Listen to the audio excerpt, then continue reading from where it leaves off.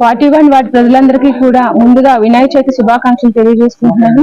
మరి ఈ రోజు వినాయక చవితి సందర్భంగా మరి వార్డులో ఉన్న ప్రజలందరూ కూడా సుఖశాంతులతో మంచి ఐశ్వర్య ఆరోగ్యంతో ఉండాలని ఆ దేవుని సదా కోరుకుంటున్నాను. అలాగే ఈ రోజు మరి వినాయక చవితి సందర్భంగా వినాయక మండపాలన్నీ కూడా ఈ రోజు దర్శించుకుంటున్నాను. అలాగే vegetable market, Vaishnavi wholesale vegetable market, అలాగే youth kings committee, Gnanapuram committee అబ్బాయిలందరూ ఈరోజు వాటిలోని దేవుణ్ణి నిలబెట్టడం జరిగింది. ఆ దేవుణ్ణి కూడా నేను సందర్శించుకుంటున్నాను. విషయంలో కూడా ఎప్పుడూ కూడా 41 వార్డు అనేది డెవలప్మెంట్ విషయంలో ఎప్పుడు కూడా ముందుంటుంది. 98 వార్డ్స్లో కూడా మాదే ఎక్కువ ముందుంటుందని నేను గర్వంగా చెప్తాను. ఆ విషయాన్ని వైసీపీ ప్రభుత్వంలోనే మేము అన్నీ కూడా పూర్తి చేసాము.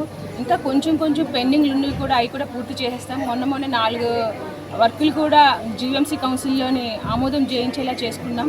అలాగే ఇంకా కొన్ని ఉన్నాయి, అవన్నీ కూడా పూర్తి చేసి, అలాగే మాకు ఏ విధంగా అయితే ఎలక్షన్కి ముందు మాట ఇచ్చి అందరితో ఓట్లు వేయించుకున్నాము, అలాగే వాళ్ళందరి నమ్మకాన్ని కూడా అలాగే నిలబెట్టుకుంటూ ఇచ్చిన మాట అన్నీ కూడా నెరవేర్చడం జరిగింది. కొన్ని పెండింగ్లు ఉన్నా కూడా అవన్నీ కూడా ఉన్న ఈ 7 నెలల వ్యవధిలో కూడా నేను పూర్తి చేస్తానని మాట ఇస్తున్నాను.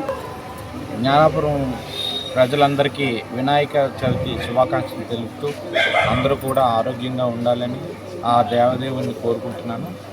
అదేవిధంగా ముందుగా మేము wholesale market, vegetable wholesale market దర్శించుకున్నాం. అక్కడ వినాయకుడిని వాళ్ళు చాలా బాగా మమ్మల్ని రిసీవ్ చేసుకొని చక్కగా ఆదరించారు.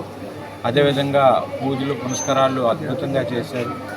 కాబట్టి వాళ్ళకి ప్రత్యేకమైన కృతజ్ఞతలు తెలుపుతున్నాం. అలాగే యూత్ కింగ్స్ వారు ఇక్కడ దయా స్ట్రీట్లో వినాయకుడిని పెట్టడం జరిగింది. వాళ్ళు కూడా భక్తి శ్రద్ధలతో చేస్తున్నారు. ఆ భగవంతుడి దయ వల్ల ఇక్కడ ఉన్న యూత్ కుర్రాళ్ళందరికీ మంచి ఉద్యోగాలు రావాలని, మంచిగా భవిష్యత్తు వాళ్ళ ఫ్యామిలీ అంతా మంచి భవిష్యత్తులో నడవాలని కోరుకుంటూ, అదేవిధంగా ఇంకా చాలామంది జ్ఞానపురంలో చేస్తున్నారు. వాళ్ళందరికీ కూడా వాళ్ళు ఈ దేవుణ్ణి భక్తి శ్రద్ధలతో చేసి ఎటువంటి గొడవలు కానీ ఎటువంటి పగలు కానీ తీర్చుకోవడానికి మనం దేవుని నిలబెట్టలేదు. అందరం కలిసి ఉండడానికి, ఆ భగవంతుడి దగ్గర అందరూ కలిసి ఉండడానికి కోరుకోండి. ఎవరు కూడా రాజకీయ ప్రస్తావన వద్దు. మనకు దేవుడు అంటే అందరికీ దేవుడే.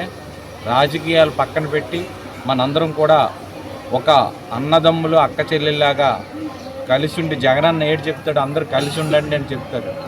ఆయన ఎలక్షన్లో ఉన్నప్పుడు కూడా వీళ్ళు టీడీపీ వాళ్ళు, వీళ్ళు వైసీపీ వాళ్ళు, వీళ్ళకి ఇవ్వద్దు వాళ్ళకి ఇవ్వద్దు అని ఎప్పుడు చెప్పలేదు. కూటమి ప్రభుత్వంలాగా వాళ్ళు కరాఖండిగా చంద్రబాబు నాయుడు గారు వైసీపీకి ఏం అందకూడదు అని క్లియర్గా చెప్పేశారు. అయితే జగన్మోహన్ రెడ్డి గారు మాత్రం మీరు వ్యత్యాసాలు చూడొద్దు, వాళ్ళు ఎవరైనా మన ఆంధ్ర ప్రజలు, మన ప్రజలు, మా కుటుంబం అని చేశారు. ఆయన చేశారు బట్టికి ఈరోజు అంత జనం కూడా ఆయన నార్మల్ మ్యారేజ్కి వెళ్తే అంత జనం వస్తున్నారు.